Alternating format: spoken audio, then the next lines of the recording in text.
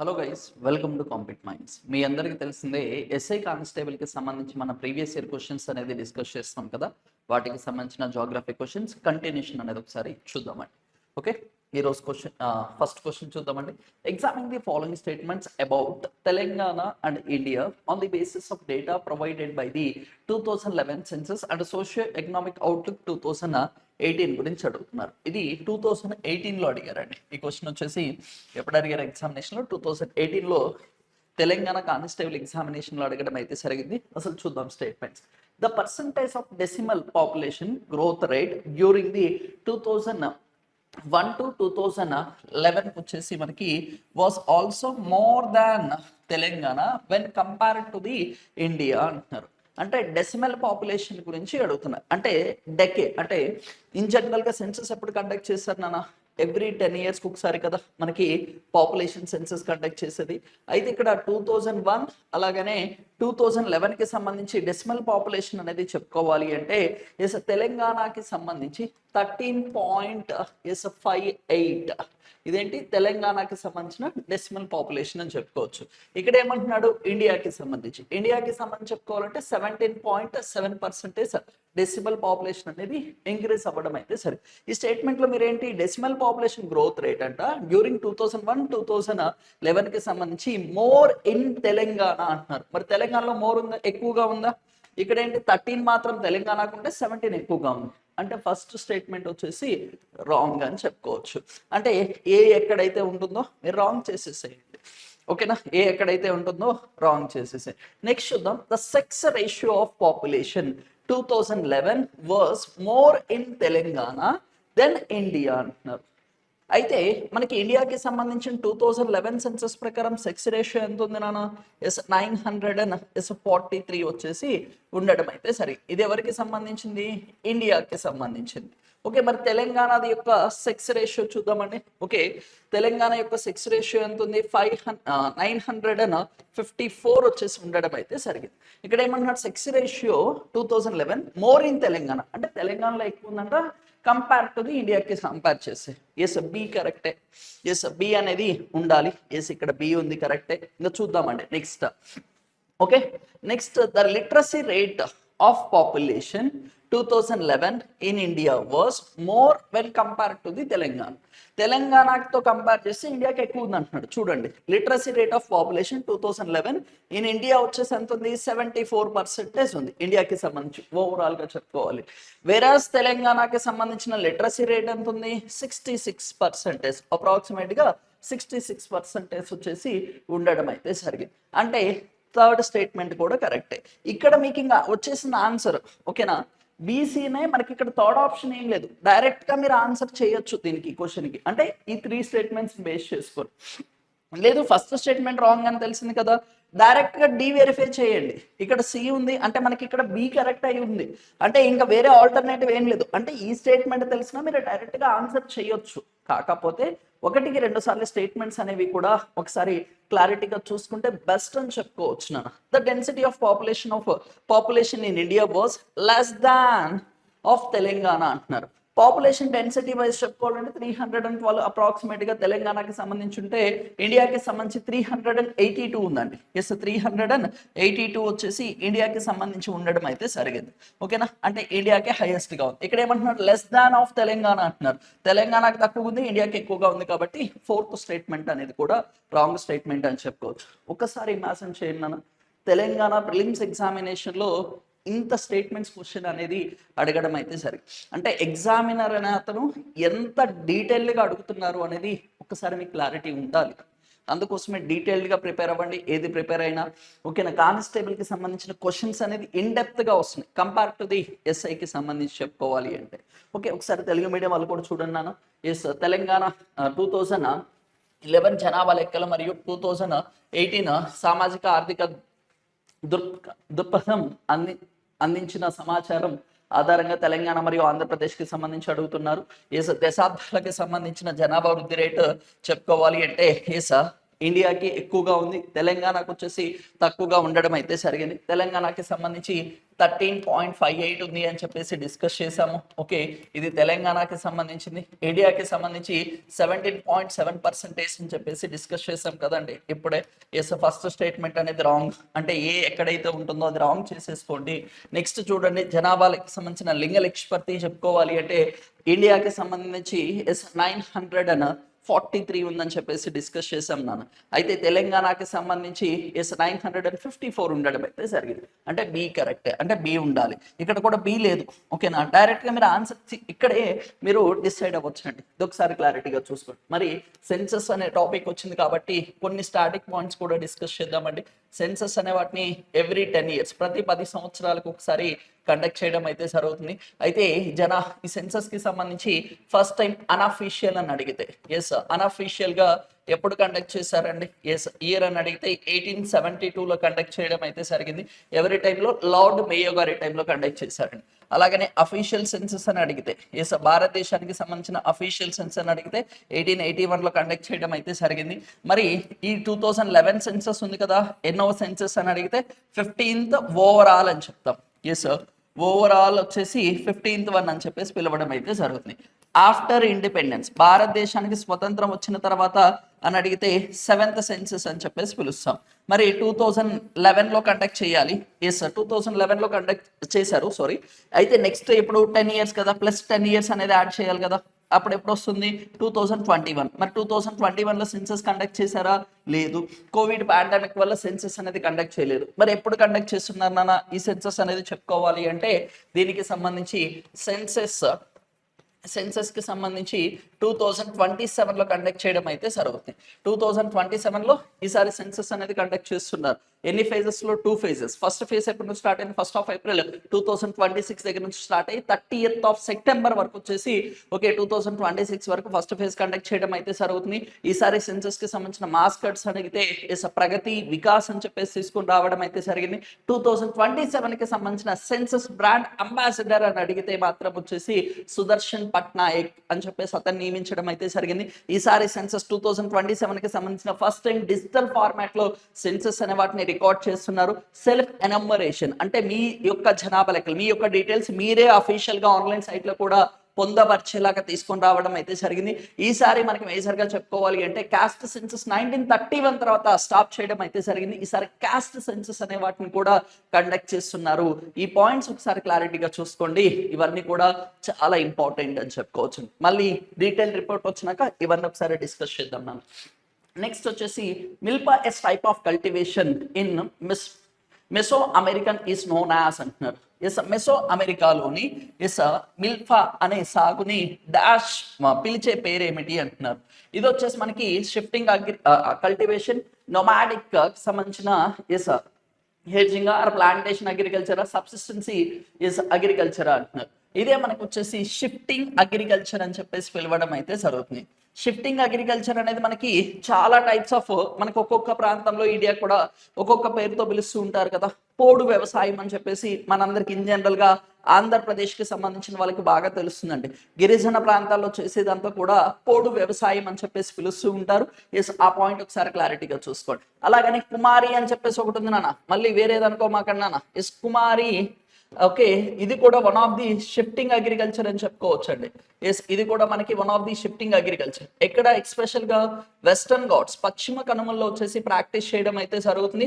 అలాగే ఎక్స్పెషల్ గా చెప్పుకోవాలి అంటే కేరళం రాష్ట్రంలో వచ్చేసి కండక్ట్ చేస్తూ ఉంటారు. ఈ పాయింట్ ఒకసారి క్లారిటీగా చూసుకోండి. ఇది కూడా ఇంపార్టెంట్ అని చెప్పుకోవచ్చు. ఎస్, ఇది కూడా ఇంపార్టెంట్. అలాగనే మనకి నార్త్ ఈస్ట్ ఇండియా అంటారు, ఈశాన్య భారతదేశానికి సంబంధించి. ఎస్, నార్త్ ఈస్ట్ ఇండియాకి సంబంధించి చెప్పుకోవాలి అంటే ఏ అగ్రికల్చర్ అని పిలుస్తారు? జూమ్ అగ్రికల్చర్ అని చెప్పేసి పిలవడం అయితే జరుగుతుంది. ఈశాన్య భారతదేశానికి సంబంధించి ఈశాన్య భారతదేశానికి సంబంధించి చెప్పుకోవాలి అంటే ఏ అగ్రికల్చర్ అని పిలుస్తారు? జూమ్ అగ్రికల్చర్ అని చెప్పేసి పిలుస్తూ ఉంటారు. ఒక్కొక్క ప్రాంతంలో ఒక్కొక్క టైప్ ఆఫ్ పేరుతో వచ్చేసి పిలవడం అయితే జరుగుతుంది.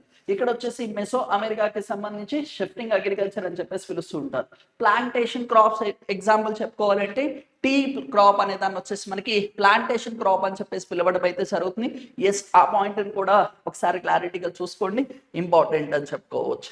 ఓకేనా. సబ్సిస్టెన్సీ అగ్రికల్చర్ అంటే ఓన్లీ వాళ్ళ యొక్క ఫ్యామిలీ యొక్క నీడ్స్ కోసమే చేసేవారు. ఇనిషియల్గా ఇండియా సబ్సిస్టెన్సీ అగ్రికల్చర్ వచ్చింది, దాని తర్వాత కమర్షియల్ ప్యాటర్న్లోకి వచ్చేసి మనకి ఎస్ అగ్రికల్చర్ అనేది తీసుకొని రావడం అయితే జరిగింది. ఎస్, ఆ పాయింట్ కూడా ఒకసారి క్లారిటీగా చూసుకోండి, ఇంపార్టెంట్. నొమాడిక్ అంటే ఏంటి? ఎస్, నొమాడిక్ అంటే ఏంటి? ఎస్, ఆది మానవులు అంటారు కదా. నొమాడిక్ ఎస్ వీళ్ళకి సంబంధించి ఎస్ హెర్జింగ్ అంటున్నారు, అంటే వాళ్ళు పశువులు కాస్తూ ఉంటారు కదా, దానికి సంబంధించి అడుగుతున్నారు. ఇదైతే కాదు నాన్న. ఓకేనా. నెక్స్ట్ చూద్దామండి. ఎస్, మ్యాచ్ ది ఫాలోయింగ్ అని అడుగుతున్నారు. తెలంగాణకి సంబంధించి ఎస్ ఈ క్వశ్చన్ చూడండి, కానిస్టేబుల్ ఎగ్జామినేషన్ లో వచ్చింది. V shape valley, U shape valley, sinkholes, అలాగనే వచ్చేసి ఎర్డాన్స్ అని చెప్పేసి పిలుస్తున్నారు. ఇన్ జనరల్గా జాగ్రఫీలో కొంచెం ఐడియా ఉన్నా కానీ మీకు ఈ రెండు ఐడియా ఉంటాయండి. వి షేప్ ఒకటి, యూ షేప్ ఒకటి. వి షేప్ అంటే ఏంటి? ఎస్, మీరు ఎప్పుడైనా సరే రివర్ ప్రాంతాలకు వెళ్ళినప్పుడు కానీ, కొండ ప్రాంతాలకు వెళ్ళినప్పుడు కానీ మీరు అక్కడ ఒకసారి చూడండి, అక్కడ జాగ్రఫీగా అక్కడ టెరైన్ అంటాం కదా, ల్యాండ్ ఎలా ఉంది, ల్యాండ్ ఫీచర్స్ ఎలా ఉన్నాయి. హిల్లీ ప్రాంతాలకు వెళ్ళినప్పుడు మనకి ఇలా కొండలు ఉంటూ ఉంటాయి కదా, మీరు శ్రీశైలం అలా వెళ్ళినప్పుడు చూసుకుంటే పెద్ద పెద్ద కొండలు ఉంటాయి, మనకి ఇలా రోడ్డు వెళ్తూ ఉంటుంది, రోడ్డు పక్కన పెద్ద పెద్ద లోయలు కూడా ఉంటాయి. ఓకేనా. ఇలాంటి మీరు ఎప్పుడైనా జాగ్రఫీకి సంబంధించి నేర్చుకున్నప్పుడు ప్రాక్టికల్గా చూడండి. ఓకేనా, ప్రాక్టికల్గా చూడడానికి ట్రై చేయండి. మీరు ఒక్కసారి వి షేప్ వ్యాలీస్ అనేవి ఎలా ఉంటాయి, యూ షేప్ వ్యాలీస్ అంటే ఎలా ఉంటాయి, ఇవి ఒక్కసారి గూగుల్లో ఒకసారి టైప్ చేయండి అన్న, ఇంకా క్లారిటీ వస్తుంది అనమాట. ఇక్కడ చూద్దాము. వి షేప్ అంటున్నాడు, అంటే వి షేప్ అంటే ఇదే కదా. ఎస్ సార్, ఇలా ల్యాండ్ని కట్ చేస్తాయి, ఇలా ల్యాండ్ అనేది కట్ అయి ఉంటే దాన్ని వి షేప్ వ్యాలీస్ అని చెప్పేసి పిలుస్తూ ఉంటారు. ఎస్, వి ఆకారపు లోయలు అనేది ఎక్స్పెషల్గా ఎక్కడ కనబడతాయి అంటే ఎస్ మనకి రివర్ ఎరోజన్ వల్ల ఎస్ ఫామ్ అవడం అయితే జరుగుతుంది. ఒక నది ప్రవహించేటప్పుడు ఎస్, ఒక నది ప్రవహించేటప్పుడు ఆ నదిలో పెబుల్స్ ఉంటాయి, అలాగనే మనకి శాండ్ ఇసుక కూడా ఉంటుంది, అలాగనే మనకి సాయిల్ ఉంటుంది, ఇంకా డిఫరెంట్ థింగ్స్ ఉంటాయి ఒక నది ప్రవహించేటప్పుడు. ఒక నది ఇలా ప్రవహిస్తుంది అనుకుందాం, ఈ నది ప్రవహించేటప్పుడు ఓన్లీ వాటరే ఉంటాయా? వాటర్తో పాటు సెడిమెంట్స్ అంటామండి. ఓకేనా, సెడిమెంట్స్ అనేవి కూడా ఉంటాయి.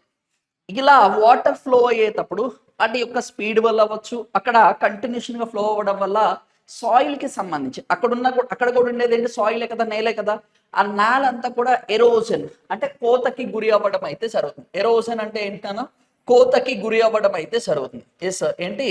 కోతకి గురి అవ్వడం అయితే జరుగుతుంది. ఈ కోతకి గురి అవ్వడం వల్ల అక్కడున్న శాండ్, అక్కడున్న సాయిల్ అంతా కూడా ఎస్ ఏమవుతుంది? రిమూవ్ అవుతుంది, అంటే అక్కడ నుంచి వాష్ అవుట్ అయిపోతూ ఉంటుంది.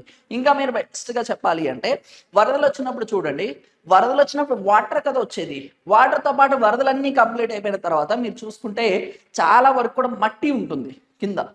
అంటే వాటర్ వచ్చినప్పుడు సెడిమెంట్స్ అనేవి కూడా వస్తూ ఉంటాయి, అవన్నీ డిపాజిట్ చేస్తూ ఉంటాయి. అక్కడదేనా మట్టి కాదు కదా, ఎక్కడి నుంచో వచ్చి అక్కడ డిపాజిట్ అవుతూ ఉంటుంది. అంటే ఈ వి షేప్ వ్యాలీస్ అనేది నది ప్రవహించడం వల్ల నది ఏం చేస్తుంది? కోతకి గురి చేస్తుంది. మిగిలిన పక్కనున్న ల్యాండ్ని కోతకి గురి చేయడం వల్ల ఫామ్ అయ్యే వాటిని వి షేప్ వ్యాలీస్ అని పిలుస్తాము. రివర్, ఎస్, రివర్ లో వి ఇలా గుర్తుపెట్టుకోండి, రివర్ వి షేప్, రివర్ అంటే వి షేప్ అని చెప్పేసి గుర్తుపెట్టుకోవడానికి ట్రై చేయండి. రివర్ లో వి కనిపించిందా, వి షేప్ వ్యాలీస్ ని ఫామ్ చేస్తూ ఉంటుంది. అదొకసారి క్లారిటీగా చూసి. యూ షేప్ వ్యాలీస్ అనేవి ఎవరు ఫామ్ చేస్తారు? గ్లేషియర్స్ ఎరోజన్ అంటామండి. హిమనీదాల వల్ల వచ్చేసి మనకి యు ఆకారపు మనకి యు ఆకారపు మనకి మేజర్గా ఫామ్ అయ్యేది అంటే గ్లేషియర్ ఎరోజన్. మనకి మంచు కొండలు ఉంటాయి కదా, మంచు పర్వతాల వల్ల ఏం ఫామ్ అవుతాయి? యూ షేప్ వ్యాలీస్ అనేది ఫామ్ అవ్వడం అయితే జరుగుతుంది. ఇది ఒకసారి క్లారిటీగా చూసుకోండి. ఓకేనా. గ్లేషియర్స్ ఎరోజన్ అంటే రిమూవల్ అని చెప్పేసి గుర్తుపెట్టుకోండి, ఇంకా ఈజీగా. ఎరోజన్ అంటే రిమూవల్ అని చెప్పేసి గుర్తుపెట్టుకోండి. సింక్ హోల్స్ అంటున్నారు. ఇప్పుడు చూడండి, ఈ రెండింటిని బేస్ చేసుకొని మన ఆన్సర్ తెప్పగలము.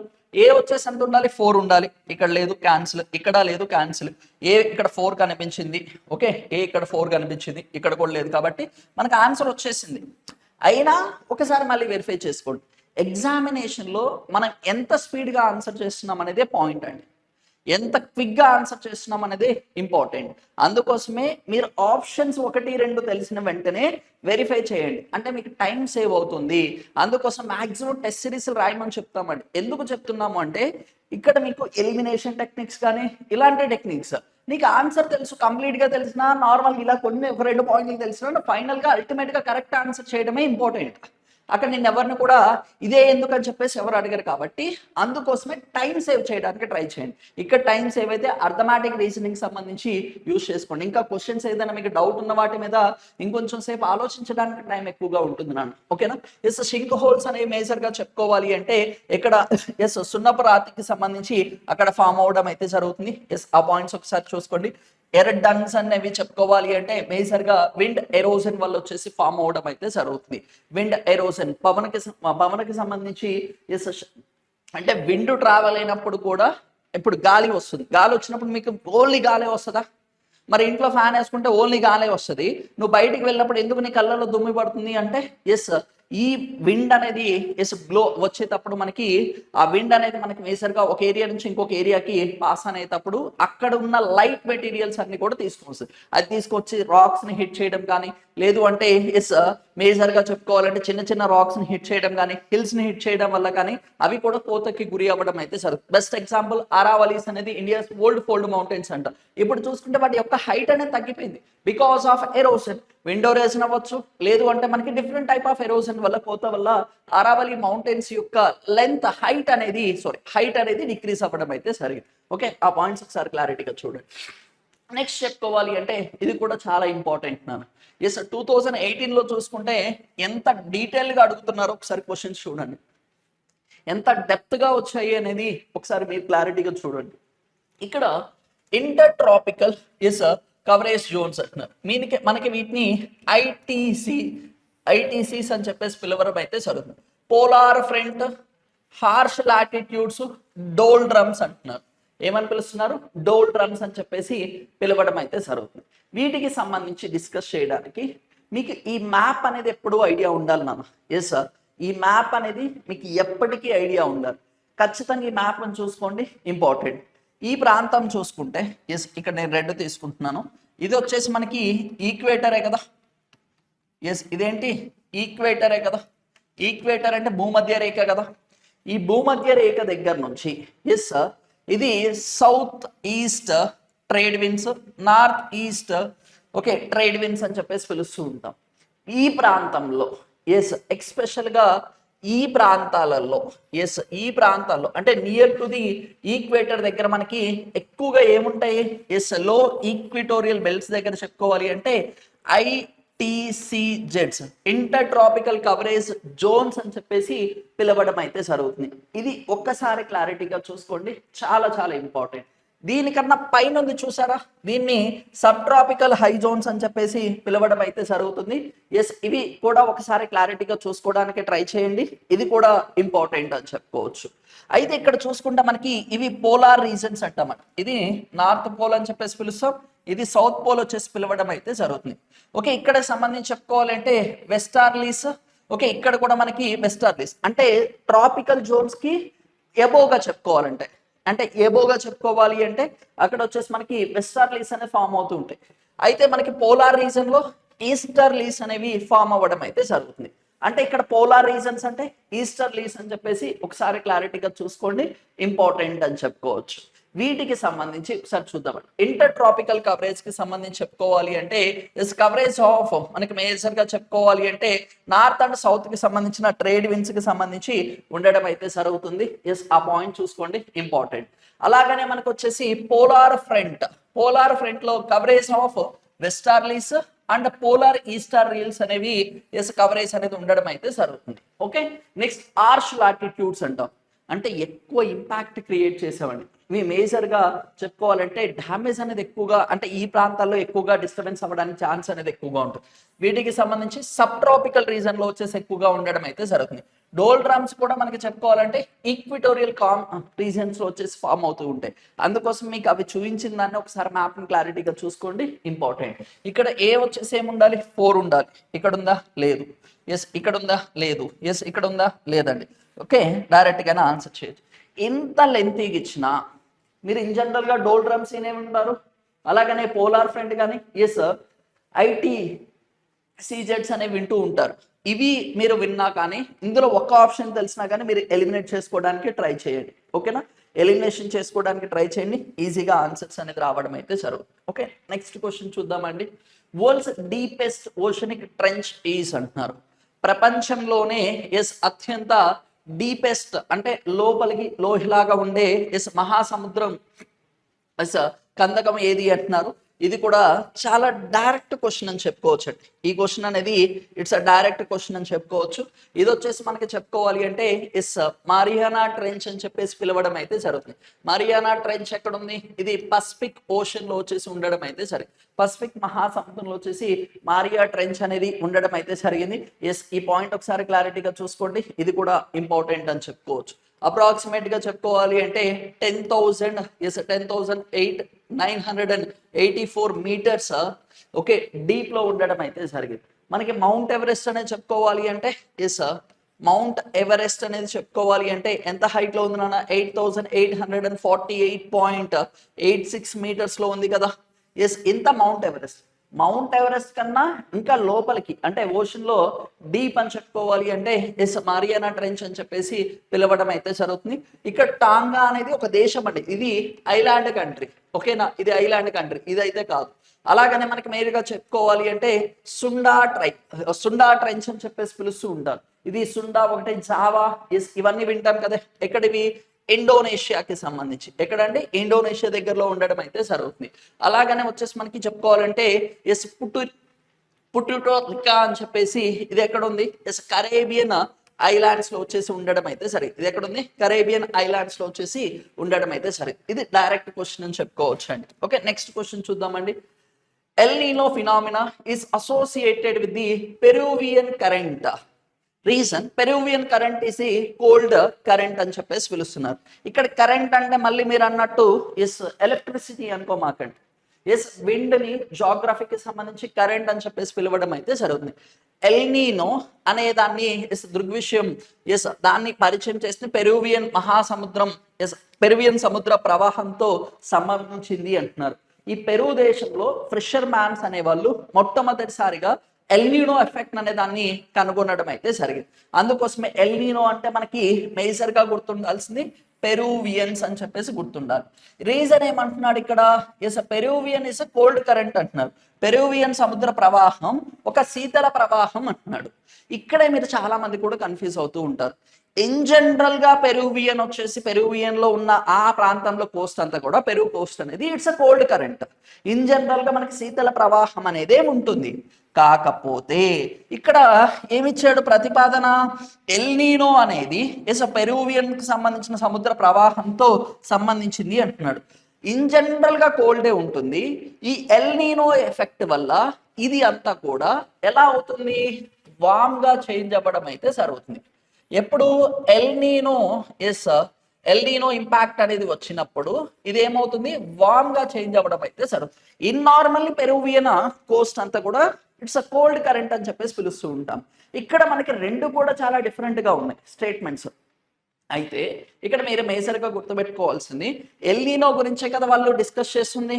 ఎసర్షన్ అదే ఇచ్చారు, రీజన్ అదే ఇచ్చారు. అంటే individually these two are correct.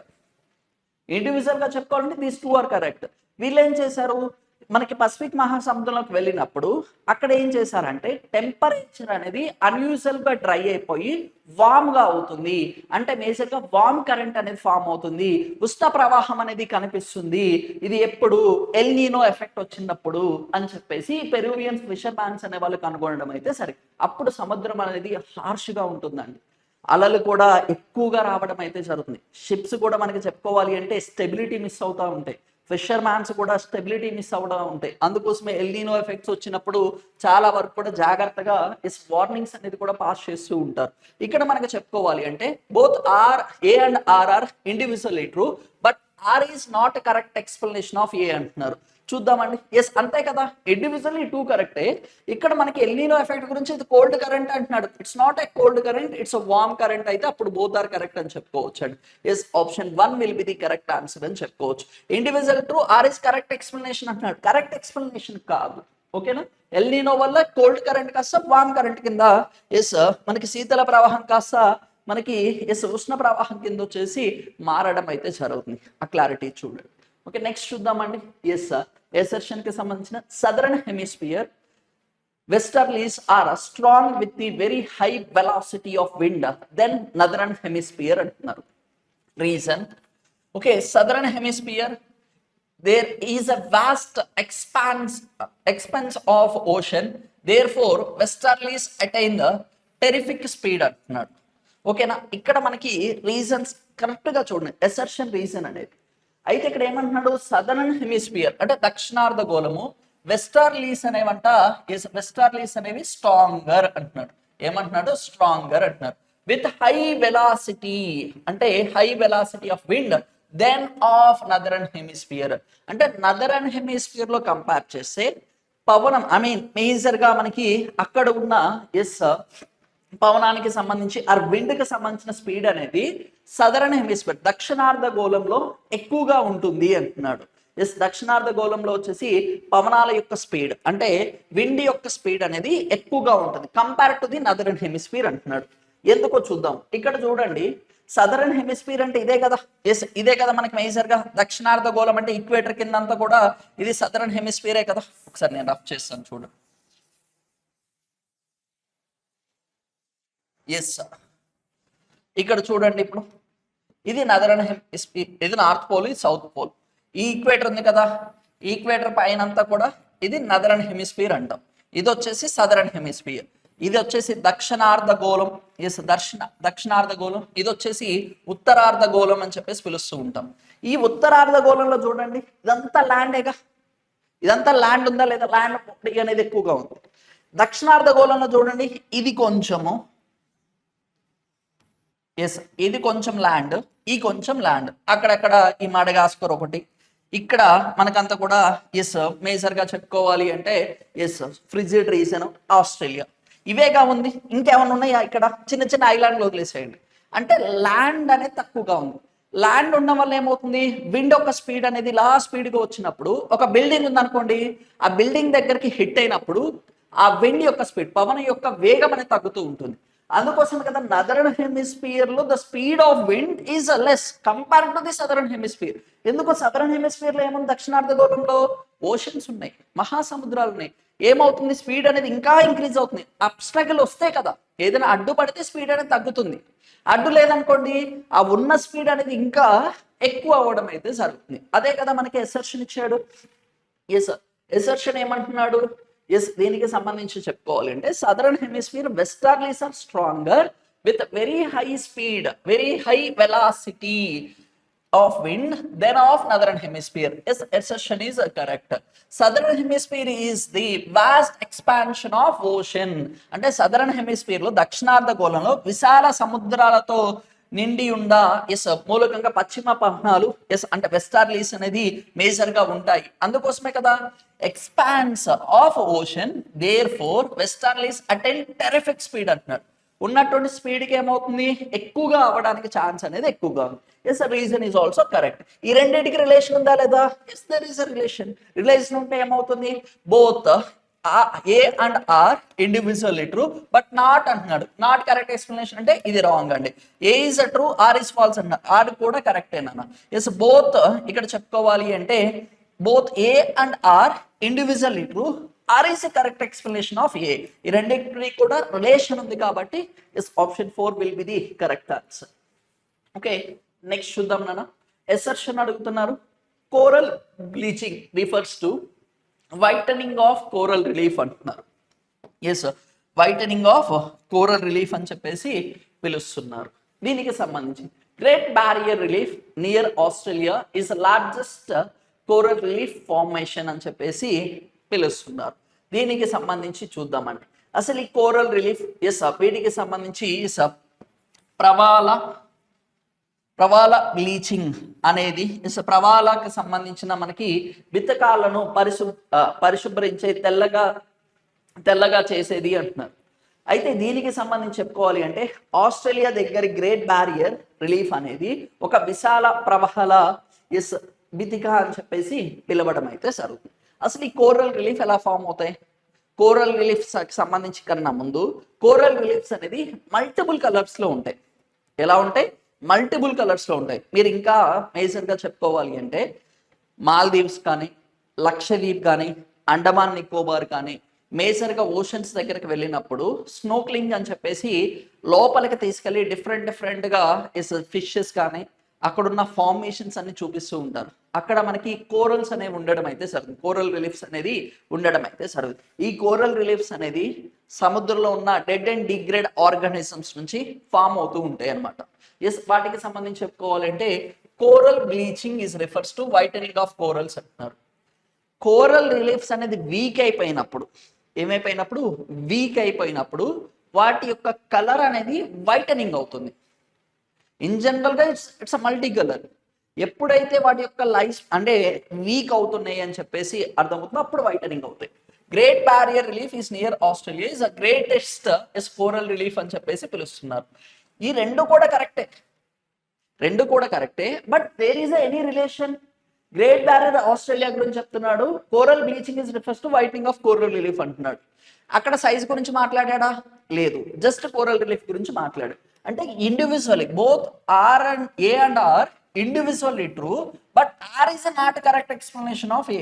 ఈ రెండింటికి ఏమైనా రిలేషన్ ఉంది? ఆస్ట్రేలియాకి కోరల్ రిలీఫ్ కి సంబంధించి ఉన్నా కానీ ఈ వైటనింగ్ గురించి ఏమైనా మెన్షన్ చేశాడా? లేదు. There is no relation between these two statements. ఇచ్చిన రెండు స్టేట్మెంట్స్ కరెక్టే, బట్ ఈ రెండు స్టేట్మెంట్స్ కి సంబంధించి అసెర్షన్ రీజన్ కి సంబంధించి రిలేషన్ అనేది లేదు. ఓకే, ఈ పాయింట్ ఒకసారి క్లారిటీగా చూసుకో. అంటే ఒకసారి చూడండి నాన్న, 2018లో కానిస్టేబుల్ ఎగ్జామినేషన్లో క్వశ్చన్స్ ఎంత డీటెయిల్గా అడుగుతున్నారు అని చెప్పేసి. ఒక డైరెక్ట్ క్వశ్చన్ అండి, డీపెస్ట్ ట్రెంచ్ మరీనా ట్రెంచ్, అదొక్కటే డైరెక్ట్ క్వశ్చన్ వచ్చింది. మిగిలిన అన్ని కూడా ఎక్సెప్షన్ రీజన్స్ మీదే మనం డిస్కస్ చేస్తున్నాం. అంటే పేపర్ ఎలా అయినా ఉండొచ్చు. ఇది కానిస్టేబుల్ పేపర్ అంటే ఎవరు నంబర్ నాన్న, నిజంగా చెప్తున్నాను. Equal to group 1, group 2 civils రేంజ్లో వచ్చేసి పేపర్ ఉందండి. ఆ టైంలో నేను అబ్జర్వ్ చేశాను. దాని తర్వాత కూడా ఐ థింక్ 2022 ఆ టైంలో కూడా ఎగ్జామ్ కండక్ట్ చేసినప్పుడు ఎస్ఏ పేపర్ చాలా ఈజీగా ఉంది. అది ఎస్ఏ పేపర్ లాగా లేదు. కానిస్టేబుల్ పేపర్ చాలా చెప్పుకోవాలంటే హార్డ్గా ఉందండి. ఆ టైంలో చాలా మంది కూడా అప్పుడు నాకు తెలిసిన స్టూడెంట్స్ అందరు కూడా కొంచెం ఇబ్బంది పడ్డారు. సార్ నిజంగా ఎస్ఐకి పెట్టుకున్నా పోయేదే, మా వాళ్ళు కొంచెం ఎక్కువ సిలబస్ ఉంటుంది, ఎక్కువ చదవాలి అని చెప్పేసి లీవ్ చేశామని చెప్పేసి చెప్పుకున్నారండి. ఎస్ఐ పేపర్ అప్పుడు ఈజీగా వచ్చింది, కానిస్టేబుల్ అనేది కొంచెం డిఫికల్టీగా వచ్చింది నాకు. అందుకోసమే ప్రాపర్గా చూడండి, సబ్జెక్ట్ మీద కాన్సన్ట్రేట్ చేయండి. డైరెక్ట్ క్వశ్చన్స్ అనేవి రావట్లేదు అని చెప్పేసి ఒకసారి క్లారిటీగా ఇక్కడ ప్రీవియస్ క్వశ్చన్స్ నాన్న మనకు నేర్పించేది. ప్రీవియస్ ఇయర్ క్వశ్చన్స్ చూడండి, మీకు ఆల్మోస్ట్ ఆల్ ఒక క్లారిటీ అనేది రావడం అయితే జరుగుతుంది. ఎగ్జామింగ్ ది ఫాలోయింగ్ స్టేట్మెంట్స్ అంటున్నారు. Yes, biodiversity hotspot is a biogeographical region which is biologically diverse అంటున్నారు. ఈ డైవర్స్ అంటే ఏంటి? డిఫరెంట్ స్పీషీస్ అనేవి ఉంటాయి, డిఫరెంట్గా ఉండేదాన్ని మనం పిలుస్తూ ఉంటున్నాం. బయోలాజికల్గా డిఫరెంట్గా ఉంటుందంట. Biodiversity hotspot is a biogeographical region. Biogeographical region సంబంధించింది. ఈ బయోస్పియర్ రిజర్వ్స్ అనేది పెద్దగా ఉంటుంది. ఇండియాలో చెప్పుకోవాలంటే బయోస్పియర్ రిజర్వ్స్ మొత్తం 18 ఉంటే అందులో మనకి మేజర్గా చెప్పుకోవాలి అంటే యునెస్కోకి సంబంధించి మ్యాన్ అండ్ బయోస్పియర్ ప్రోగ్రామ్ కింద 1971లో తీసుకువచ్చారు. అందులో రికగ్నైజ్ చేసిన 13 అండి. ఈ బయోస్పియర్ రిసోర్స్లో చూసుకుంటే ఫ్లోరా ఉంటుంది, ఫనా ఉంటుంది, డిఫరెంట్ థింగ్స్ అనేవి ఉంటాయి. మల్టిపుల్ డైవర్సిఫికేషన్, ఫ్లోరాలో డిఫరెంట్ డైవర్సిఫికేషన్ ఉంటుంది, ఫనాలో డైవర్సిఫికేషన్ అనేది ఉండడం అయితే జరుగుతుంది. Compare to the national park wildlife సాంచురీతో కంపేర్ చేస్తే బయోస్పియర్ రిజర్వ్ బిగ్గర్ వన్ అని చెప్పేసి కూడా చెప్పుకోవచ్చు. Yes, first statement is correct.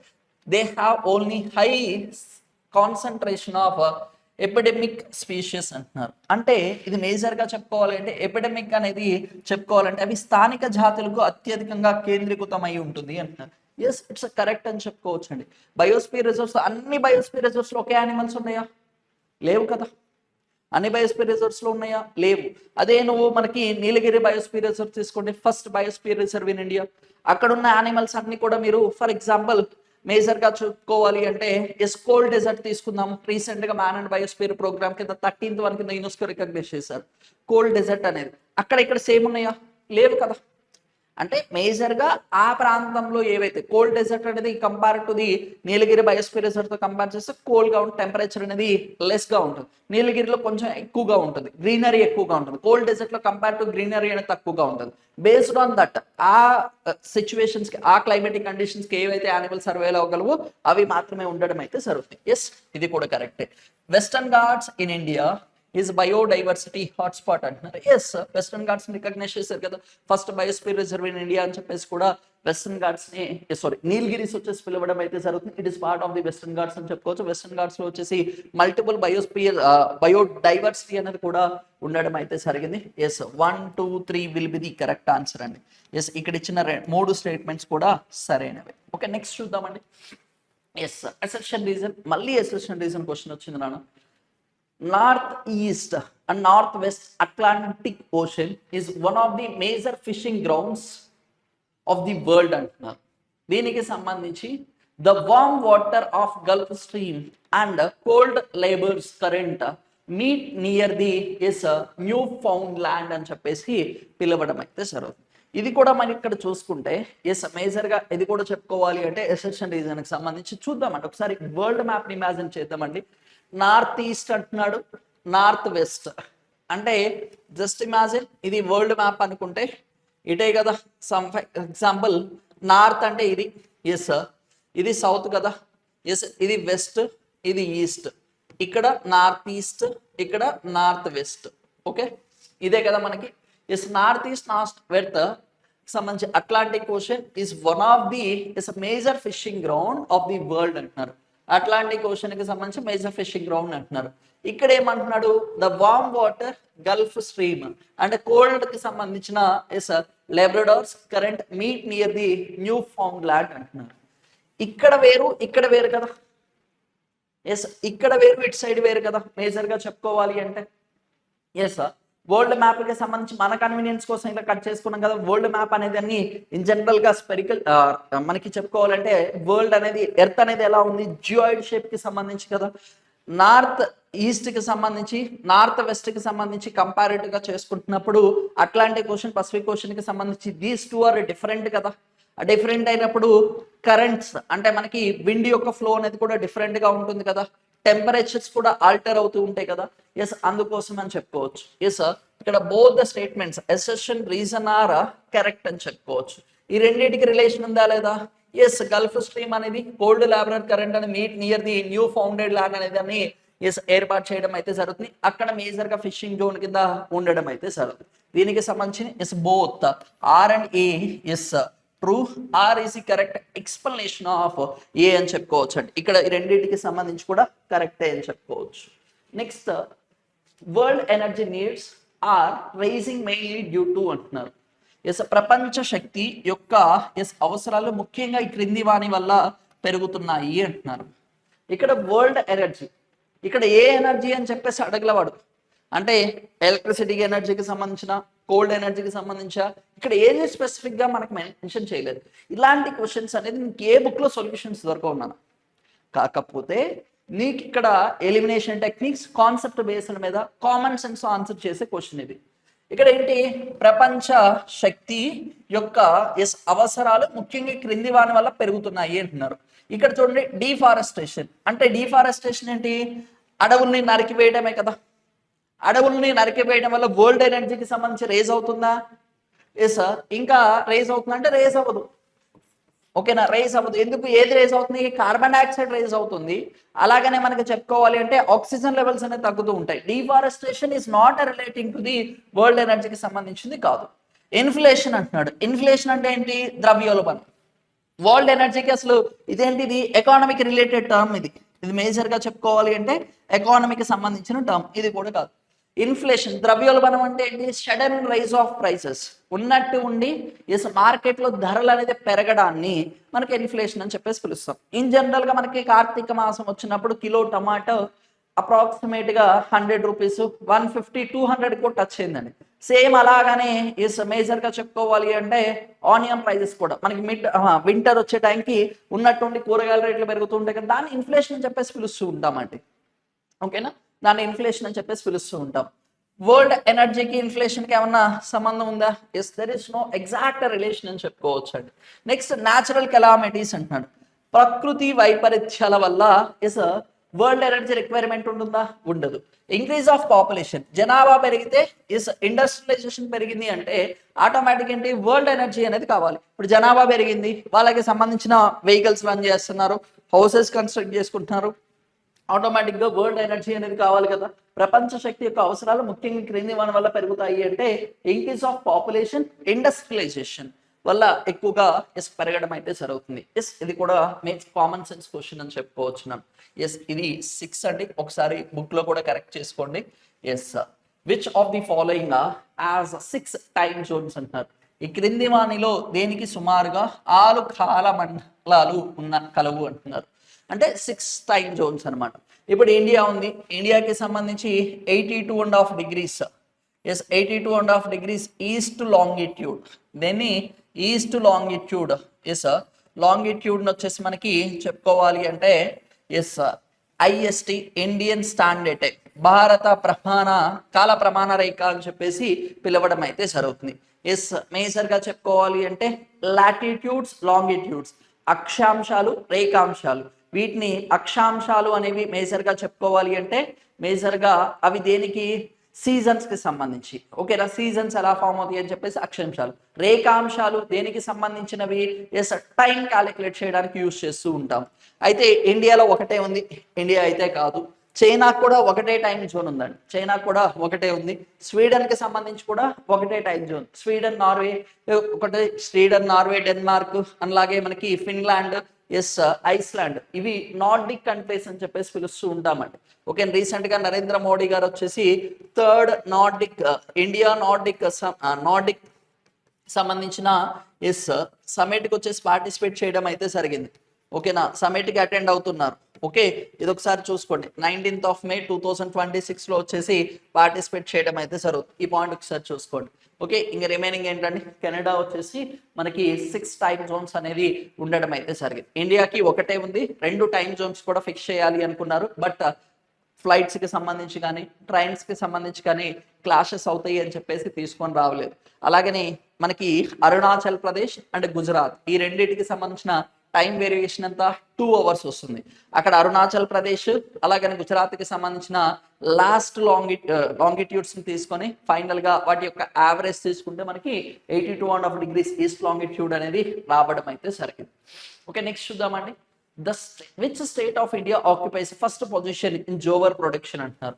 భారతదేశంలో ఏ రాష్ట్రము జొన్న పంట ఉత్పత్తిలో మొదటి స్థానంలో ఆక్రమించింది అంటున్నారు.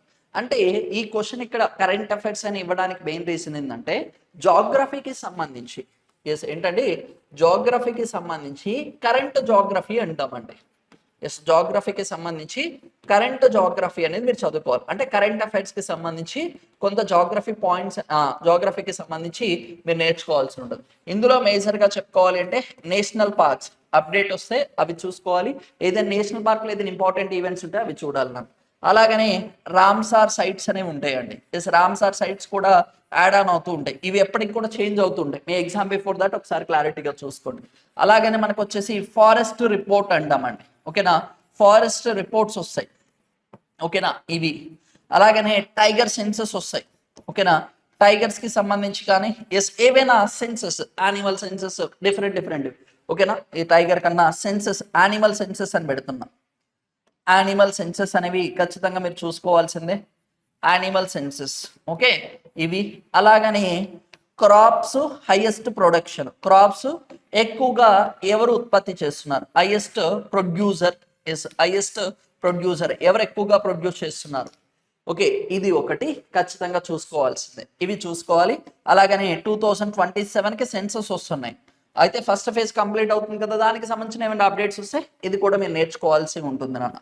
ఎస్, ఇది కూడా మీరు మేజర్గా నేర్చుకోవాల్సి ఉంటుంది. అలాగనే న్యూక్లియర్ ఎనర్జీ కెపాసిటీ ఎంత ఉంది, విండ్ ఎనర్జీ కెపాసిటీ ఎంత ఉంది, అలాగనే వీటిలో ఏ స్టేట్ ఎక్కువగా ఉత్పత్తి చేస్తుంది, ఇవి మీరు ఎగ్జామ్కి వెళ్ళే టైంలో ఇవి మారుతూ ఉంటాయి స్టాటిస్టిక్స్, అవి ఖచ్చితంగా ఆ టైంలో చూసుకొని వెళ్ళండి.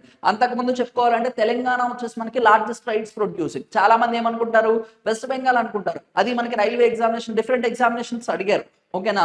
Telangana I think SI constable కూడా అడిగినట్టున్నారు నాన్న, 2024 ఆ టైంలో జరిగిన ఎగ్జామినేషన్లో అడిగారట్టుంది. అందుకోసం ఒకసారి క్లారిటీగా చూసుకోండి. అవి చేంజ్ అవుతూ ఉంటాయి కాబట్టి ఆ టైంలో చూసుకోండి. షుగర్ కేన్ ప్రొడక్షన్ గురించి కూడా ఒకటి అడిగారు, ఏ స్టేట్ ఎక్కువగా చేస్తుంది అని చెప్పేసి. ఓకేనా. అప్పుడు మనకి కర్ణాటక, ఉత్తరప్రదేశ్ అక్కడ 2-3 స్టేట్స్ ఇచ్చారండి. ఓకేనా, 2 or 3 స్టేట్స్ ఇచ్చేసి క్వశ్చన్ అడిగారు. అందుకోసమే కరెంట్ జాగ్రఫీ అంటాము. ఆ కరెంట్ జాగ్రఫీని మీరు ఇవి చూసుకొని వెళ్ళండి. ఓకేనా. ఎస్, జోవర్ వచ్చేసి మనకి జొన్న ఉత్పత్తిలో ఎక్కువగా ఫస్ట్ ప్లేస్ లో ఉంది, మహారాష్ట్ర అని చెప్పుకోవచ్చు నాన్న. ఓకే, నెక్స్ట్ చూద్దామండి. Which of the following is example of extrusive igneous rocks అంటున్నారు. ఎస్, ఈ క్రింది వాటిలో ఎస్ ఉద్గత అగ్నిశిలకు ఉదాహరణ ఏంటి అంటున్నారు. అంటే ఇవి మనకి శిలలకి సంబంధించి రాక్స్ గురించి ఈ క్వశ్చన్ అనేది రావడం అయితే జరిగింది. రాక్స్ అని అడిగితే 3 టైప్స్ కదా, igneous rocks, sedimentary rocks, metamorphic racks అని చెప్పేసి పిలుస్తూ ఉంటారు. ఇగ్నియస్ అంటే మనకు వచ్చేసి అగ్నిశిలలు అని చెప్పేసి పిలవడం అయితే సరే, ఈ అగ్నిశిలలు బ్రేక్ అయ్యి చిన్న చిన్న కింద మారితే మనకి సెడిమెంట్స్, అవశేషికాలు అని చెప్పేసి పిలుస్తూ ఉంటారు కదా, వాటిని మెటామార్ఫిక్ అంటే రూపాంతరం చెందిన శిలలు అని చెప్పేసి పిలుస్తూ ఉంటారు అనమాట. అయితే ఇగ్నియస్ రాక్ ఫామ్ అయ్యి అది మళ్ళీ హీట్కి ఎక్స్పోజ్ అయితే దాని యొక్క ఒరిజినల్ స్టేచర్ దాన్ని మారితే వాటిని మెటామార్ఫిక్ రాక్స్ అని చెప్పేసి పిలవడం అయితే జరుగుతుంది. ఎక్స్పెషల్గా మార్బుల్ వచ్చేసి మనకి మెటామార్ఫిక్ రాక్కి సంబంధించి ఎగ్జాంపుల్ అని చెప్పుకోవచ్చు అండి. కోల్ అనేది ఉంది, కోల్ వచ్చేసి మనకి సెడిమెంటరీ రాక్ ఇది. ఓకేనా, ఇదేంటి సెడిమెంటరీ రాక్, అవశేషికాలకు సంబంధించి, ఇది కాదు. ఓకేనా. గ్రాఫైట్ అనేది ఏంటిది, మినరల్ అండి. ఎస్, ఇదేంటి మినరల్ అని చెప్పుకోవచ్చు, ఇది ఒక ఖనిజం లాంటిది, అదైతే కాదు. నెక్స్ట్ చూద్దాం, ఫాజిల్స్ అంటున్నారు. శిలాజములు అంటే ఇవి all the fossils are not a rocks. అన్ని ఫాజిల్స్ అన్ని కూడా రాక్స్ కాదు. ఓకేనా, అన్ని రాక్స్ అన్ని కూడా ఫాజిల్స్ కాదు. ఇది మనకి 50-50 కాబట్టి దాన్ని క్యాన్సిల్ చేసేసాను. ఇంకేముంది నాన్న, బసాల్ట్. బసాల్ట్ వచ్చేసి రాక్ అని చెప్పుకోవచ్చు, ఇది ఎక్స్ట్రూజివ్ రాక్స్. అలాగే ఇంట్రూజివ్ రాక్ అని చెప్పేసి ఒకటి ఉంటుంది. ఇంట్రూజివ్ రాక్ సంబంధించి ఇక్కడ గ్రానైట్ అని చెప్పుకోవచ్చు అండి. ఎస్, ఏం చెప్పుకోవచ్చు, గ్రానైట్ వచ్చేసి చెప్పుకోవచ్చు. రాక్స్ గురించి ఒకసారి డీటెయిల్గా చూసుకోండి, డీటెయిల్గా వాటి యొక్క ఎగ్జాంపుల్స్ కూడా ఒక 2 to 3 అనేది చూసుకోండి. ఇంకో క్వశ్చన్ ఉంది అక్కడ, మళ్ళీ ఒకసారి మనం డీటెయిల్గా డిస్కస్ చేద్దామండి. నెక్స్ట్ మ్యాచింగ్ అడుగుతున్నారు, కరెక్ట్ ఆన్సరే అడుగుతున్నారు. దీనికి సంబంధించి చూద్దాం. ఇవి మనకి చెప్పుకోవాలి అంటే ఆంధ్రప్రదేశ్కి సంబంధించిన బీచెస్ ఇచ్చారు. ఆంధ్రప్రదేశ్కి సంబంధించిన బీచెస్ ఇచ్చారు. ఆంధ్రప్రదేశ్కి సంబంధించి మేజర్గా ఎస్ గుంటూరు ఆ ప్రాంతం వాళ్ళకి, ఎస్ ఎక్స్పెషల్గా గుంటూరు, బాపట్ల, చీరాల, రేపల్లె వాళ్ళకి ఫస్ట్ కనపడేది ఏంటంటే yes Suryalanka beach. Suryalanka beach ఎక్కడుంది, ఎస్ బాపట్లలో ఉండడం అయితే జరిగింది. అదే నెల్లూరు అటు సైడ్ చూసుకుంటే మనకి మేజర్గా ఎస్ నెల్లూరు ఆ ప్రాంతం వాళ్ళకి చెప్పుకోవాలి అంటే మేజర్గా కనపడేది వచ్చేసి ఎస్ మాయపాడు బీచ్. ఇది వచ్చేసి నెల్లూరు దగ్గర వచ్చేసి ఉండడం అయితే జరుగుతుంది. ఎస్, మాయపాడు బీచ్ అనేది ఉంటుంది. అయితే ఇక్కడ సిడి చూద్దామండి. సి వచ్చేసి ఏముండాలి, 1 ఉండాలి. ఎస్, సి వచ్చేసి ఏముండాలి, 1 ఉండాలి. ఎక్కడ ఉంది, ఎస్ ఇక్కడే కనిపిస్తుంది, ఇక్కడ ఉంది. ఓకేనా. 3 వచ్చేసి మనకి ఇక్కడ చూడండి, ఏ వచ్చేసి 3 అంటున్నాడు. ఎస్, ఇక్కడ చూడండి నాన్న, ఎస్ మంగినపూడి బీచ్ అనేది ఎక్కడ ఉందంట, ఎస్ విశాఖపట్నంలో ఉండడం అయితే జరిగింది. ఓకే, నెక్స్ట్ బి వచ్చేసి మనకి చెప్పుకోవాలి అంటే ఎస్ బి వచ్చేసి ఏమంటున్నాడు 4. ఎస్, ఇది వచ్చేసి సారీ ఎరడా బీచ్ అనేది వచ్చేసి విశాఖపట్నం నాన్న. ఎరడా బీచ్ వచ్చి విశాఖ. మంగినపూడి బీచ్ వచ్చేసి మనకి కృష్ణా జిల్లాలో వచ్చేసి ఉండడం అయితే జరిగింది. సూర్యలంక బాపట్లలో ఉంది. ఎస్, మైనపాడు నెల్లూరు వచ్చేసి ఉండడం అయితే జరిగింది. అంటే మనకి ఏ వచ్చేసి ఎంత ఉండాలి, ఎస్ 4 ఉండాలి. ఏ వచ్చేసి 4 ఉండాలి, ఇక్కడ ఒకటే కనబడుతుంది. లేదు సారీ ఏ వచ్చేసి 3 ఉండాలి కదా. ఎస్ ఏ వచ్చేసి 3 ఉండాలి. ఎస్, బి వచ్చేసి ఎంత ఉండాలి, 4 ఉండాలి. సి వచ్చేసి 3 ఉండాలి. ఎస్ సి వచ్చేసి 1 ఉండాలి. మైనపాడు వచ్చేసి మనకి ఎస్ 2 ఉండాలి, Nellore. Yes, option 4 will be the correct answer. అంటే ఆంధ్రప్రదేశ్కి సంబంధించిన లోకల్ బీచెస్ అనేవి కూడా ఒకసారి క్లారిటీగా చూసుకోండి, important. Next match the following అడుగుతున్నారు. Aravalli hills, highest peak of Nilgiri, Mahendragiri, Western Ghats అని చెప్పేసి అడుగుతున్నాడు. ఎస్, ఆరావలీస్ అంటే మనకి ఎస్ ఓల్డ్ ఫోల్డ్ మౌంటైన్స్, పురాతనమైన ముడత పర్వతాలు అని చెప్పేసి పిలుస్తాం. ఓల్డ్ ఫోల్డ్ మౌంటైన్స్ అని చెప్పేసి పిలవడం అయితే జరుగుతుంది. ఆరావలీస్, వింధ్యాస్, కొంచెం డౌన్కి వచ్చే లోపలికి సాత్పురాస్, ఇవి తెలుసు కదా, ఆ 3 mountain ranges and hill ranges అనేది గుర్తుండాలి. ఆ ప్రాంతంలో ఏ ప్లాట్యూ ఉంది? Yes, Malwa plateau. ఏ ప్లాట్యూ ఉంది నాన్న? మాల్వా ప్లాట్యూ. మాల్వా ప్లాట్యూ కొంచెం adjacent గా Chota Nagpur plateau, Bundelkhand plateau, Baghelkhand plateau. కొంచెం డౌన్కి వచ్చామనుకోండి ఏముంటుంది? Yes, Deccan plateau. ఓకేనా, డక్కన్ పీఠభూమి అని చెప్పేసి ఉంటాయి కదా, ఎస్ అలా అన్నమాట. రీజన్స్ అనేది చూసుకోండి, అంటే ఈ ప్లాట్యూస్ ఎక్కడెక్కడ ఉన్నాయి అనేది రీజన్స్ ఒకసారి చూసుకోండి. Highest peak mountain of Nilgiris ఏంటి? దొడబెట్ట కదా, ఎస్ దొడబెట్ట వచ్చేసి హైయెస్ట్ పీక్ మౌంటైన్ అని చెప్పేసి ఓకే పిలవడం అయితే జరుగుతుంది. Okay, Nilgiris. Western Ghats, eastern Ghats, తూర్పు కనుమలు పశ్చిమ కనుమల యొక్క మీటింగ్ పాయింట్స్ నే నీలగిరీస్ అని చెప్పేసి పిలుస్తూ ఉంటాము. ఆ ప్రాంతంలో దొడబెట్ట వచ్చేసి హైయెస్ట్ పీక్ మౌంటైన్ అని చెప్పేసి పిలవడం అయితే జరుగుతుంది. అదే సదరన్ ఇండియాకి సంబంధించి అనైముడి అని చెప్పేసి పిలవడం అయితే జరుగుతుంది. ఎస్, ఆ పాయింట్ ఒకసారి క్లారిటీగా చూసుకోండి. ఈ రెండింటిని బేస్ చేసుకుని ఆన్సర్ ఏమైనా వస్తుందో చూద్దాం నాన్న. ఆరావలీస్ అంటే ఎస్, ఆరావలీస్ అంటే మాల్వా ప్లాట్యూ, ఆప్షన్ 4 ఉండాలి. ఎస్, ఇక్కడ లేదు తీసేద్దాం, ఇక్కడ కూడా లేదు. ఎస్, ఇక్కడ 4 ఉంది, ఇక్కడ 4 ఉంది. నెక్స్ట్ చూద్దామండి, highest peak mountain of Nilgiris. నీలగిరికి సంబంధించిన హైయెస్ట్ పీక్ మౌంటైన్ ఏంటి? ఎస్, దొడబెట్ట 3 ఉండాలి, ఇక్కడ లేదు. ఓకే, ఎస్ ఆన్సర్ వచ్చేసింది 4 3 1 2. ఎస్, ఇక్కడ వచ్చేసి మహేంద్రగిరి హిల్స్ అంటే 3 వచ్చేసి ఏముండాలి? ఈస్టర్న్ ఘాట్స్. మహేంద్రగిరి ఎక్కడ ఉంటుంది? ఇది ఒడిస్సాలో ఉంటుంది నాన్న. ఎస్, మహేంద్రగిరి ఎస్ హిల్స్ అనేవి ఎక్కడ ఉంటాయి? ఒడిస్సాలో వచ్చేసి ఉండడం అయితే జరుగుతుంది. వెస్టర్న్ ఘాట్స్ వచ్చేసి మనకి కాందేశ్ పర్వతాలు. వెస్టర్న్ ఘాట్స్ వచ్చేసి కాందేశ్ పర్వతాలు. ఓకేనా, చూడండి Western Ghats, Aravallis, highest peak mountain of Nilgiris. ఓకేనా, అందుకోసమే ఇక్కడ ఏ బుక్ లో మీకు ఇలాంటి మ్యాచింగ్లు దొరకవునా? మీరు కొంచెం సబ్జెక్ట్ మీద ఐడియా ఉన్నా మీరు ఆన్సర్ చేయొచ్చు. ఈస్టర్న్ ఘాట్స్ మహేంద్రగిరి హిల్స్ ఒకటే ఇక్కడ. ఓకేనా, మహేంద్రగిరి హిల్స్ అని చెప్పేసి ఇలా ఒకసారి క్లారిటీగా చూసుకోండి, ఇంపార్టెంట్. ఓకేనా, అలాగనే ఆరావలీస్ కి సంబంధించిన హైయెస్ట్ పీక్ మౌంటైన్ ఏంటి? గురు శిఖర్ అని చెప్పేసి పిలుస్తూ ఉంటారు. రీసెంట్ గా సుప్రీంకోర్టుకి సంబంధించి కూడా ఒక జడ్జిమెంట్ పెండింగ్ లో ఉందండి. 200 meters సంబంధించి హైట్ గా ఉంటే ఆరావలీస్ కింద కన్సిడరేషన్ చేస్తున్నారు, దానికి సంబంధించి లేదని చెప్పేసి సుప్రీంకోర్టు ఆ జడ్జిమెంట్ ఇప్పుడు పాస్ చేసింది. దాని మీద కొంచెం డిస్టర్బెన్స్ కూడా జరుగుతుంది. మైనింగ్ సంబంధించిన గవర్నమెంట్ అప్రూవల్ ఇచ్చారు, అందుకోసమే ఆరావలీస్ కి సంబంధించిన రేంజెస్ కూడా ఒకసారి క్లారిటీగా చూసుకున్నాను, ఇంపార్టెంట్. ఓకే, నెక్స్ట్ వచ్చేసి క్రింది వాటిలో ఎస్ ఉఖాయి ఆనకట్ట ఏ నది అడ్డముగా నిర్మించబడింది అంటున్నారు.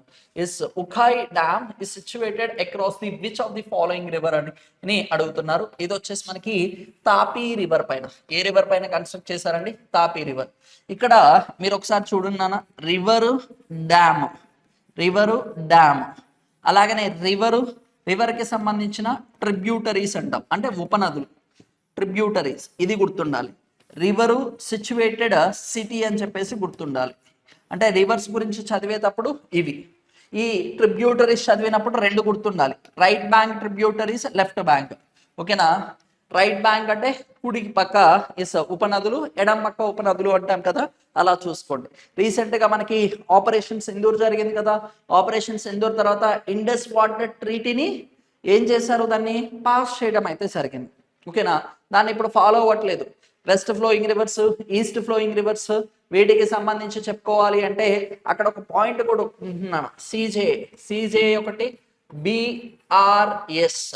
సిజే చీనాబు, జీలము, ఇండస్ పాకిస్తాన్కి సంబంధించి. బిఆర్ఎస్ అంటే మనకి చెప్పుకోవాలంటే బియాస్, రావి, ఓకే మనకి సట్లెస్ వచ్చేసి ఇండియాకి సంబంధించి అందించారనమాట. ఇలాంటివి కూడా ఒకసారి చూసుకున్నాను. Okay, east flowing, west flowing reverse. Tapti, Narmada వచ్చేసి మేజర్ గా చెప్పుకోవాలి అంటే వెస్ట్ ఫ్లోయింగ్ రివర్స్, ఈ పశ్చిమాన ప్రవహించే ఎస్ నదులు అని చెప్పేసి పిలుస్తూ ఉంటా అనమాట. ఓకేనా, అలా మీరు ఒకసారి క్లారిటీగా చూసుకోండి, ఇంపార్టెంట్. కావేరి వచ్చేసి మనకి సౌదర్న్ ఇండియాకి సంబంధించింది కదా, ఎస్ ఈ పాయింట్ కూడా ఒకసారి క్లారిటీగా చూసుకోండి, చాలా ఇంపార్టెంట్ అని చెప్పుకోవచ్చు. కావేరి రివర్ ఒకటి, ఎస్ ఇవి ఒకసారి క్లారిటీగా చూసుకున్నానా, ఇంపార్టెంట్. కృష్ణ, గోదావరి, దక్షిణ ఇస్ గంగా అని చెప్పేసి గోదావరి రివర్ని వచ్చేసి పిలవడం అయితే జరుగుతుంది, అవి కూడా ఒకసారి చూసుకోండి. నెక్స్ట్, చక్కెర ఎగుమతుల్లో ప్రపంచ అగ్రగామి దేశం ఏంటి అంటున్నాడు. ఒకప్పుడు ఒక షిఫ్ట్ లో వచ్చేసి ఇండియాలో స్టేట్స్ అడిగాడు, ఇంకొక షిఫ్ట్ లో వచ్చేసి మనకి వేరే ఎగ్జామినేషన్ లో తెలంగాణకి సంబంధించో ఏపీకి సంబంధించి నాకు ఎగ్జాక్ట్ గా ఐడియా లేదు నాన్న, కాకపోతే హైయెస్ట్ షుగర్ ప్రొడ్యూసింగ్ స్టేట్స్ అని చెప్పేసి ఒక 3 or 4 స్టేట్స్ ఇచ్చాడు.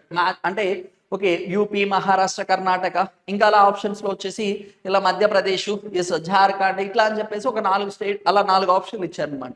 ఇప్పుడు ఏం అడుగుతున్నాడు, కంట్రీస్ వైజ్ కూడా అడుగుతున్నారు అనమాట. అందుకోసం ఇవి కూడా ఒకసారి చూసుకోండి. ఇండియా అయితే కాదు, ఎస్ బ్రెజిల్ వచ్చేసి ఎక్కువగా షుగర్ని ఎక్స్పోర్ట్ చేయడం అయితే జరుగుతుంది. రీసెంట్గా చెప్పుకోవాలి అంటే 31 సెప్టెంబర్ 2026 వరకు ఇండియా ఒక డెసిషన్ తీసుకుంది నాన్న. ఏమని డెసిషన్ తీసుకుంది, షుగర్ ఎక్స్పోర్టింగ్. ఓకేనా, షుగర్కి సంబంధించిన ఎక్స్పోర్టింగ్ బ్యాన్ చేసి స్టాప్ చేశారు. ఓకేనా, స్టాప్ చేయడం అయితే జరిగింది. Sugar exporting has stopped, India stop చేసేసిందండి. ఈ పాయింట్ కూడా ఒకసారి క్లారిటీగా చూసుకోండి. ఓకే, ఇది కూడా ఇంపార్టెంట్ అని చెప్పుకోవచ్చు. ఓకే, నెక్స్ట్ చూద్దామండి. Identify the duration of months for kharif cropping season అంటున్నారు. భారత ఖరీఫ్ ఋతుపవన సీజన్ లో ఉండే వ్యవధిని, డ్యూరేషన్ ని గుర్తించండి అంటున్నారు. ఇది కూడా one of the most important అని చెప్పుకోవచ్చు అండి. ఖరీఫ్ సీజన్, రబీ సీజన్ ఇవి ఖచ్చితంగా గుర్తుండాలి. ఖరీఫ్ సీజన్ అనేది ఖరీఫ్ సీజన్ అనేది చెప్పుకోవాలి అంటే ఇది మాన్సూన్స్. ఎప్పుడండి, మాన్సూన్స్ టైంలో వచ్చేసి రావడం అయితే జరుగుతుంది. ఎస్, మాన్సూన్స్ మనకి ఇండియాకి ఋతుపవనాలు వస్తాయి కదా, ఎస్ ఆ టైంలో వచ్చేసి ఇవి రావడం అయితే జరుగుతుంది. వీటిని ఖరీఫ్ సీజన్ అని చెప్పేసి పిలుస్తాం. ఖరీఫ్ సీజన్ ఎప్పటి నుంచి స్టార్ట్ అవుతుంది, ఇన్ జనరల్గా ఒక్కొక్కసారి మనకి మాన్సూన్స్ అనేది మే ఎండ్కి వచ్చేస్తాయి. ఒక్కొక్కసారి చెప్పుకోవాలి అంటే జూన్ ఫస్ట్ వీక్ దగ్గర నుంచి స్టార్ట్ అయ్యి సెప్టెంబర్ వరకు. ఓకే, జూన్ ఫస్ట్ వీక్ దగ్గర నుంచి స్టార్ట్ అయ్యి సెప్టెంబర్ వరకు వచ్చేసి ఖరీఫ్ సీజన్ అని చెప్పేసి పిలుస్తూ ఉంటాం. సెప్టెంబర్లో హార్వెస్టింగ్ చేస్తారు. అంటే ఖరీఫ్ సీజన్కి సంబంధించి ఏవైతే పంటలు వేసారో వాటి యొక్క దిగుమతి వచ్చేసి వాటి యొక్క దిగుమతి వచ్చేసి తీసుకునేది సెప్టెంబర్ తర్వాత తీసుకోవడం అయితే సరే. బెస్ట్ ఎగ్జాంపుల్ రైస్, ప్యాడీ వచ్చేసి మనకి ఖరీఫ్ సీజన్కి సంబంధించి అని చెప్పుకోవచ్చు. మెయిజ్ కానీ, కాటన్ కానీ, గ్రౌండ్ నట్ కానీ ఇవన్నీ కూడా మనకి మేజర్గా ఖరీఫ్ సీజన్కి సంబంధించి అని చెప్పుకోవచ్చు. ఓకేనా, అక్టోబర్ టు మార్చ్ అనేది మేజర్గా చెప్పుకోవాలి అంటే రబీ సీజన్ అని చెప్పుకోవచ్చు అండి. ఎగ్జాక్ట్ గా చెప్పుకోవాలి అంటే రబీ సీజన్ ఆ టైంలో స్టార్ట్ అవుతుంది. అక్టోబర్ ఆర్ సెప్టెంబర్ దగ్గర నుంచి మనకి రబీ సీజన్. ఇక్కడ ఇంకోటి చూడండి, రబీ సీజన్ క్రాప్స్ అన్నిటిని కూడా వీటిని వింటర్ క్రాప్స్ అంటారు నాన్న. ఎస్, వింటర్ క్రాప్స్ అని చెప్పేసి పిలుస్తారు. వీటిని వచ్చేసి మనకి మాన్సూన్ క్రాప్స్ అని పిలుస్తాం. ఏమని పిలుస్తాం, మాన్సూన్ క్రాప్స్ అని పిలుస్తారు. ఇక్కడ ఈ డిఫరెన్స్ చెప్పడానికి ఏంటంటే రబీ సీజన్ అనేది మనకి వింటర్ టైంలో వస్తుంది. రబీ సీజన్లో కూల్ టెంపరేచర్ అనేది కూల్గా ఉన్న వాటి క్రాప్స్కి మేజర్గా రబీ సీజన్లో గ్రో చేస్తారు. కొంచెం ఎక్కువ టెంపరేచర్స్ కావాలి అంటే ఖరీఫ్ సీజన్లో వచ్చేసి గ్రో చేయడం అయితే జరుగుతుంది. రబీ సీజన్కి సంబంధించిన ఎగ్జాంపుల్స్ చెప్పుకోవాలి అంటే మస్టర్డ్ కానీ, లేదు అంటే మనకి గ్రామ్స్ అంటే మనకి పప్పు ధాన్యాలకి సంబంధించినవి కానీ, బార్లీ కానీ, వీట్ గోధుమ. ఇది కూడా చాలా ఇంపార్టెంట్. వీట్ గోధుమ అంతా కూడా రబీ సీజన్లో వచ్చేసి గ్రో చేయడం అయితే జరుగుతుంది. ఇది ఎప్పుడు జూన్ టు సెప్టెంబర్ వచ్చేసి ఉంటుందండి. Okay, June to September. October or సెప్టెంబర్కి సంబంధించి స్టార్ట్ అయ్యి మార్చ్ వరకు కూడా మనకి చెప్పుకోవాలంటే ఓకే ఫిబ్రవరి ఎండ్ వరకు కూడా కూల్ టెంపరేచర్స్ ఉంటాయి. ఫిబ్రవరిలో శివరాత్రి వస్తుంది. శివరాత్రి వచ్చిన తర్వాత శివ అంటూ చలికాలం అలా వెళ్ళిపోతుంది అని చెప్పేసి చెప్తూ ఉంటారు కదా, అలా అనమాట. అలా చూసుకోండి. ఓకే, ఏప్రిల్ టు జూన్ కి సంబంధించి గ్యాప్ అంటాం కదా, ఈ గ్యాప్ ని మనకి జిద్ సీజన్, థర్డ్ వన్ అని చెప్పేసి పిలుస్తూ ఉంటారు. ఓకేనా, ఎస్ ట్రాన్సిషన్ కి సంబంధించింది అవి ఒకసారి క్లారిటీగా చూసుకోండి, important. More than 90% of area this union territory is covered by the forest అంటున్నారు. కేంద్ర పాలిత ప్రాంతం నందు 90% కంటే ఎక్కువ అధిక ప్రాంతం అడవులచే అవతరించబడింది అంటున్నారు.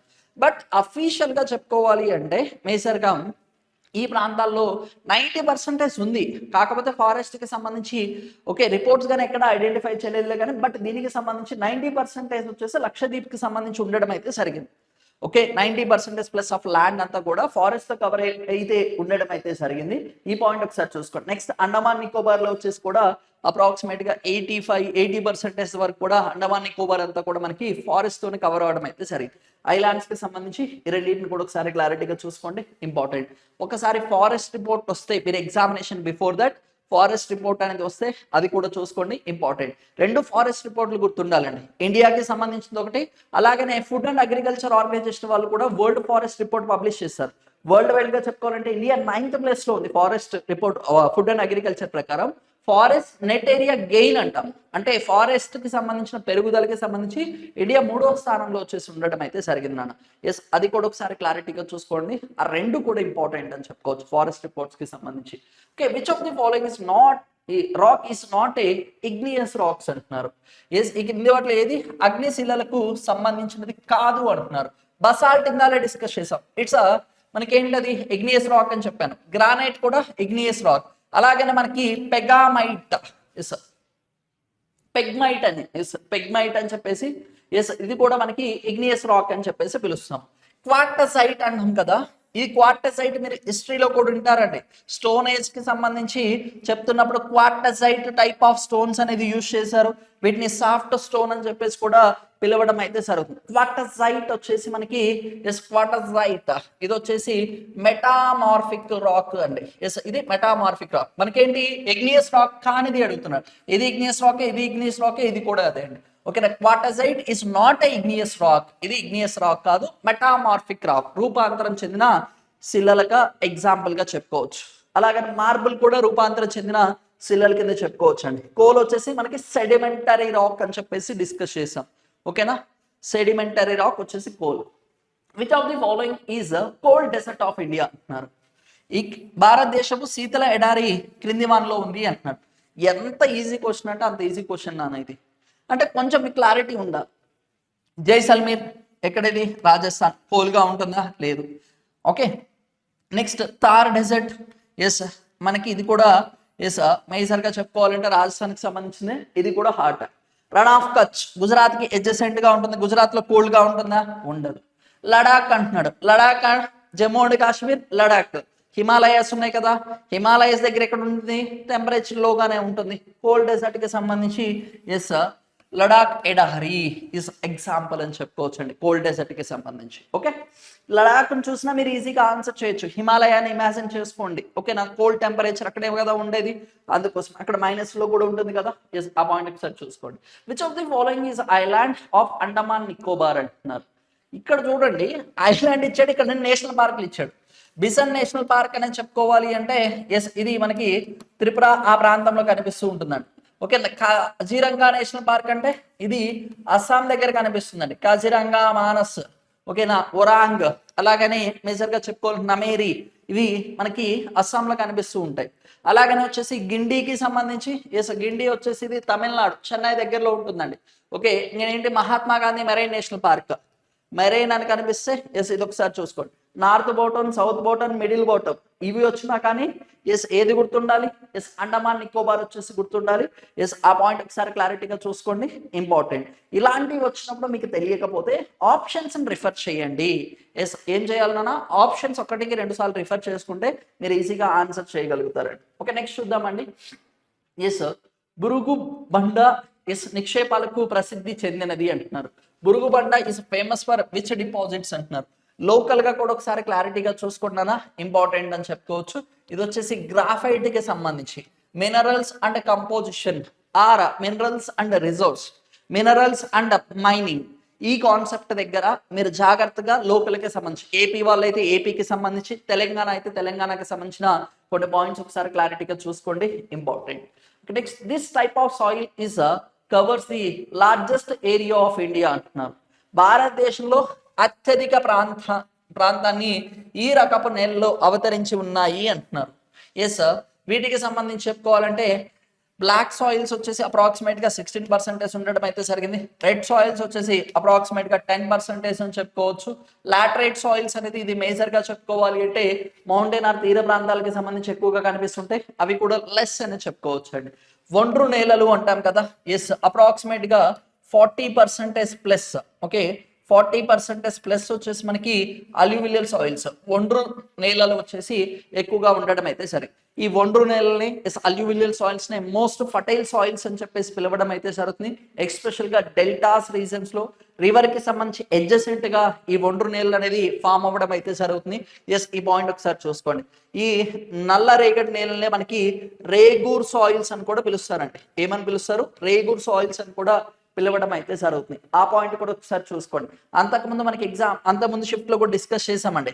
సాఫ్రాన్ కల్టివేషన్ కి సంబంధించి ఏ సాయిల్స్ ఫేమస్, కరైవాస్ ముత్రికలు అనేవి సాఫ్రాన్ కుంకుమ పువ్వుకి సంబంధించి ఫేమస్ అని కూడా చెప్పుకోవచ్చు అండి. ఎస్, అవి కూడా ఒకసారి క్లారిటీగా చూసుకోండి, ఇంపార్టెంట్. అండ్ ఫైనల్గా మనం జాగ్రఫీకి సంబంధించిన కొన్ని ఇంపార్టెంట్ క్వశ్చన్స్ అనేది ప్రీవియస్గా ఏపీ అండ్ తెలంగాణకి సంబంధించిన ఎగ్జామినేషన్లో అడిగిన క్వశ్చన్స్ అనేది డిస్కస్ చేయడం అయితే జరిగింది. నెక్స్ట్ అప్కమింగ్ కొన్ని క్వశ్చన్స్తో మళ్ళీ ఒకసారి మనం మళ్ళీ మీట్ అవుదాం. Until then take care, thank you, stay tune for the compete minds YouTube channel. Thank you అండి.